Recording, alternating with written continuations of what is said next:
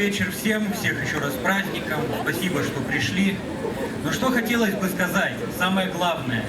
Один раз мы уже одержали победу. Вспомните Кремниевый завод. Когда мы все вместе вышли и сказали нет. Мне сегодня вот буквально на работе вспомнилось, как Борис Ефимович Немцов, когда к нам приезжал на этот митинг, сказал, что когда он был губернатором у себя, что никакой Дерипаска там или другой олигарх на кривой кобыле бы не подъехал к нему с таким предложением. Вот это самое, что мне запомнилось, и вспомнил сегодня, что один раз мы уже победили. Почему вы не победите еще раз? Всех еще раз с праздником. Счастья всем и здоровья.